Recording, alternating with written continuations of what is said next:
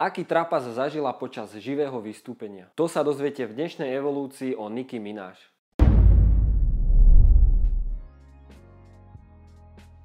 Nickin príbeh sa začína na ostrove Trinidad a Tobago v Karibiku, kde sa pred Vianocami narodila 8. decembra 1982 malá Onika Tania Maraj. Na ostrove vyrastala spolu s 3 bratmi a 1 sestrou. Rodičia emigrovali do Spojených štátov za lepšou budúcnosťou, ale malá Onika zostáva na ostrove pri svojej babke. Bez rodičov žila do svojich 5 rokov, až kým sa neobjavila jej matka Carol Maraj, ktorá si ju zobrala so sebou do New Yorku. Nový život v Spojených štátoch nedopadol podľa predstav. Jej otec Robert Maraj sa stal alkoholikom, bral drogy a zneužíval svoju ženu. Malá Onika mala svoje detstvo sprevádzané nepríjemnými udalosťami, čo ju poznačilo. Všetko vyvrcholilo, keď jej otec založil oheň v dome a skoro zabil jej matku. Z dievčatka Oniky sa stáva Nicki a prispôsobuje sa novému životu. Hudobný talent sa začal prejavovať, keď začala hrať na klarinet. Po dokončení strednej školy spravila skúšku a dostala sa na La Guardia High School, kde sa zamerala na hudbu a divadelné vystupovanie. Nicki začala snívať o tom, že by sa stala herečkou a v roku 2001 bola obsadená aj v divadelnej hre, ale veľký herecký úspech neprišiel. Musela začať pracovať, tak sa zamestnala ako čašníčka. Problém bol v tom, že keď sa objavil nepríjemný zákazník, Nicki si, ak sa povie, nenechala srať na hlavu. To samozrejme znamenalo vyhodenie a z podobných dôvodov bola prepustená hneď niekoľkokrát. Na rad prišli hudobné začiatky, ktoré mala s rap skupinou The Hood Stars. Najväčší úspech, čo dokázala so skupinou, bola skladba Don't Mess With. Túto skladbu totiž používala wrestlerka Victoria ako svoju nástupovú hudbu do ringu. Skupinu The Hood Stars Nicki opúšťa a začína pracovať na svojej solo kariére. Začala pridávať svoju hudbu na sociálnu sieť MySpace, vďaka tomu získala kontakty a v roku 2007 podpísala zmluvu s labelom Dirty Money.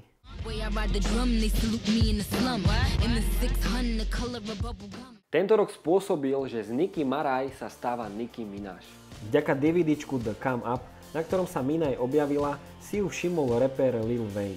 Tejto obrovskej príležitosti sa Nicki chytila a to spôsobilo, že Wayne začal Nicki pomáhať a mentorovať ju. 5. júla 2007 vydáva svoj prvý mixtape Playtime is Over a hneď 12. apríla 2008 vzniká druhý mixtape Suka Free.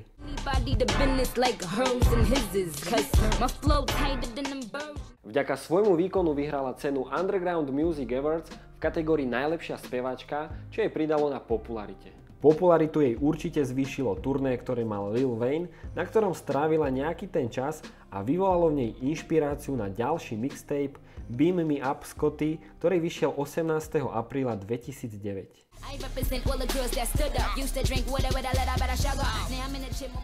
Nickin talent a originálny prejav nemohol nikto poprieť a tak začal boj medzi nahrávacími spoločnosťami. Minaj sa ale pridala k spoločnosti Young Money, ktorej zakladateľom je mentor a priateľ Lil Wayne.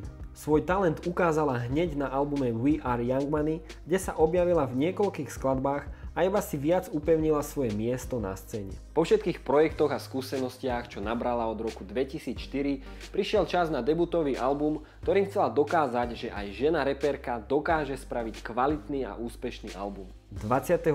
novembra 2010 vychádza album Pink Friday, na ktorom sa objavili mená ako Eminem, Rihanna, Drake a ďalšie svetové mená. Dokonca v tomto roku Rihanna vydala album Load, kde sa objavili 3 hostia a jedným z nich bola aj Nicki.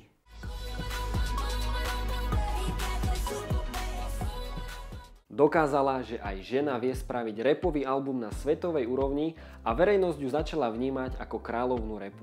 Na rannú show Good Morning America určite nezabudne, pretože Amerike ukázala viac ako chcela. Počas živého vystúpenia ju zradilo jej kratučké tielko a na okamih ukázala svoje prsia. Rok 2011 teda odštartovala menším škandálom, ale koncom roka sa mohla radovať. Získala nominácie Grammy za najlepší rap album, najlepší rapový výkon a najlepší nový umelec. Prechod do roka 2012 bol pre Nicki naozaj úspešný a v tvrdej práci pokračovala celý rok.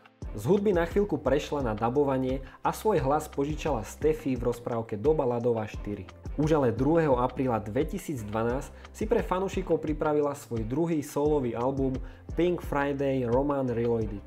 Následne ju čakalo prvé turné, dokonca sa objavila na jednom pódiu s legendárnou Madonou na akcii Super Bowl. Taktiež sa stala prvou hip-hopovou umelkyňou, ktorá vystupovala na Grammy Awards.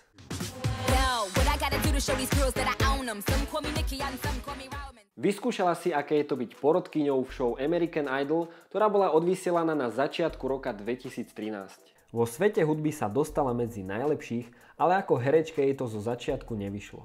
To sa zmenilo, keď sa objavila vo filme Jedna za všetky, kde si zahrala malú úlohu asistentky. Začala plánovať ďalší album, o ktorom povedala, že bude o level vyššie a že ešte má čo povedať. 12. decembra 2014 sa dostáva do sveta tretí album od Nicki Minaj s názvom Pink Print. Opäť potvrdzuje svoje slová, že album bude o level vyššie, kritikom padajú sánky a označujú album ako najlepší, aký Nicki spravila.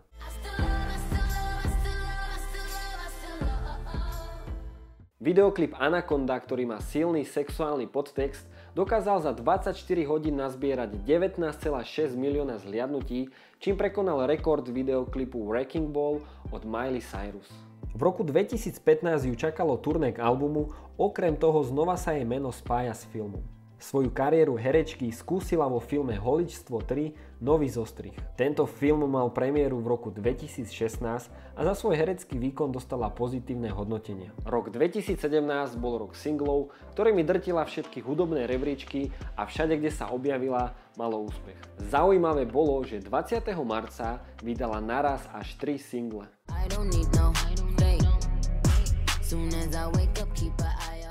Štvrtý album Queen Nicki pripravila pre fanúšikov v roku 2018.